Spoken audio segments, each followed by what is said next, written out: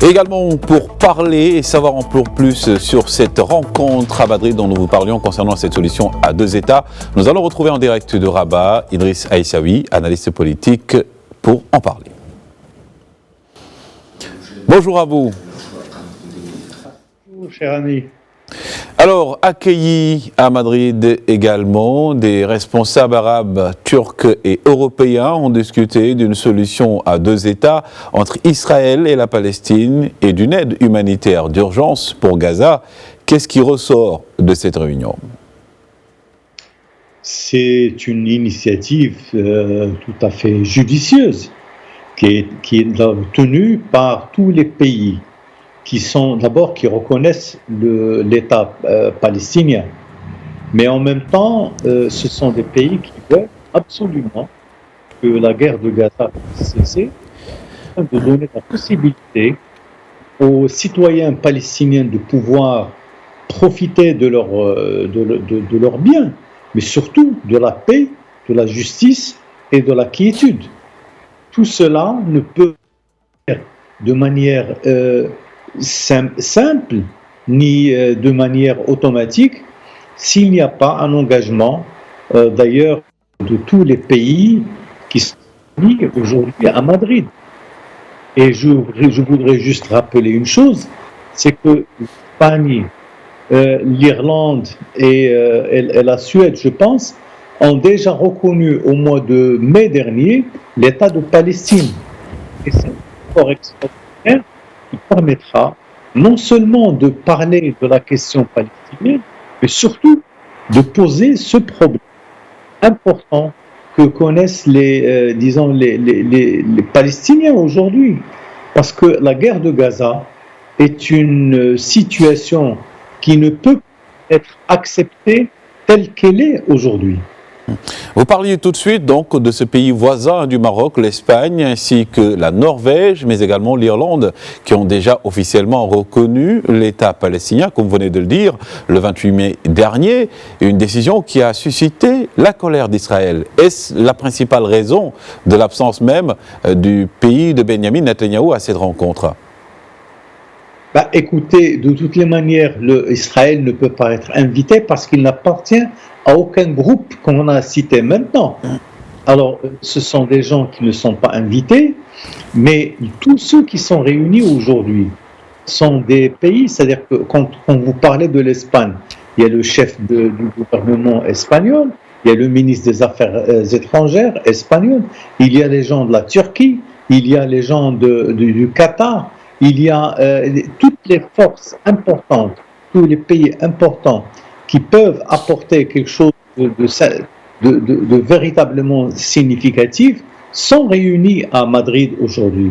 Et c'est un appel ardent à toutes les parties qui sont déjà présentes sur le terrain pour dire nous sommes tous en faveur d'une paix juste et durable pour Gaza, pour la Palestine et pour cette région du monde qui risque de s'embraser à n'importe quel moment à cause justement de l'attitude d'Israël qui ne veut pas reconnaître la vérité et la réalité des choses au niveau du terrain. Mais également, Ala Abdou Rassira, représentante de l'autorité palestinienne en France, a appelé Paris à reconnaître l'État de Palestine avant qu'il ne soit trop tard pour préserver donc la possibilité d'une solution à deux États. Pourquoi la France hésite-t-elle encore en termes de reconnaissance ? C'est un problème beaucoup plus complexe qu'on peut l'imaginer, parce que la France est un pays qui a une attitude très particulière. D'abord, c'est le pays qui soutient l'Ukraine, qui soutient contre la Russie. C'est un pays qui n'accepte pas, c'est-à-dire en fait, actuellement, la France est pour une réalité, celle de ce qui existe sur le terrain. Ils ne veulent pas s'avancer sur cette situation de reconnaissance de l'État palestinien, ça parce que c'est trop compliqué pour eux. Et je pense que la représentante de l'autorité palestinienne a bien fait d'appeler Israéliens, surtout disons, on va dire, les Français, à reconnaître que c'est la seule chose intelligente qui peut être faite de toutes les manières.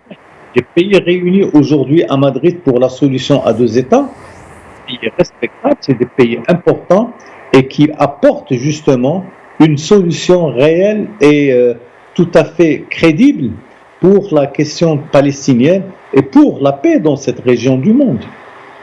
Pour également en venir à cette rencontre d'ailleurs, quel est aujourd'hui le poids de cette réunion sur la situation au Proche-Orient ?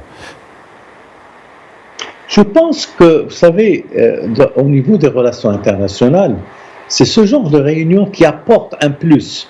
Le fait de le tenir, de dire haut et fort qu'on n'est pas d'accord, de dire haut et fort que la guerre de Gaza est une inanité, est une situation inacceptable, ça apporte des choses. Et ça a un poids important. Pourquoi ? Parce qu'on est en train de parler à la mémoire des citoyens et des citoyennes, à ceux qui gèrent le pouvoir, ceux qui gèrent la situation au niveau de ces pays. Moi, je pense que ce qui se fait à Madrid est quelque chose d'historique et d'important. Je pense qu'il faut le tenir en compte et surtout l'inscrire de manière définitive dans la mémoire collective de tous les citoyens de la Méditerranée. Parce qu'en fait, aujourd'hui, qui c'est qui s'élève ? Ce sont les pays du sud de la Méditerranée qui sont en train de travailler, de faire un effort pour qu'ils puissent entendre la voix de la Palestine. Parce que les gens ne veulent plus l'entendre. Attends, est-ce que tu veux qu'on continue ? Oui. Oui, dans cette optique, M. Aissaoui également, on parle bien évidemment de cette réunion, mais aujourd'hui, quel est l'impact que cela pourrait avoir, bien évidemment, dans cette solution à deux États prônée par ces pays ? Écoutez, la solution à deux États n'est pas venue d'aujourd'hui. Ça date d'un l'historique de différends entre les Israéliens et les Arabes, et les Palestiniens particulièrement. C'est une histoire qui est très ancienne. Et le Maroc a toujours soutenu justement cette solution à deux États. Tous les pays qui sont épris de paix et de justice ont toujours appelé à cette solution à deux États. Cela est très important parce que c'est une solution structurante pour les deux pays, pour les Palestiniens, pour les Israéliens, pour tous les pays autour de cette région. Et quand on ira vers les deux États indépendants, équilibrés, stables, qui existent au niveau de cette région, ça va résoudre énormément de problèmes et ça va permettre à la Palestine, ça va permettre aussi aux Israéliens, parce qu'en fait, il ne faut pas l'oublier, au sein d'Israël, beaucoup de voix se sont toujours élevées pour critiquer l'attitude des gouvernants actuels d'Israël.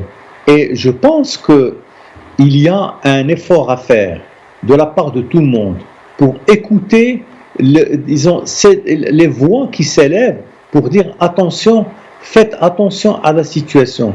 Il faut encourager cette solution à deux États, c'est le seul moyen qui permettra à moyen terme et à long terme aussi de plonger cette région dans la paix, la stabilité et la quiétude.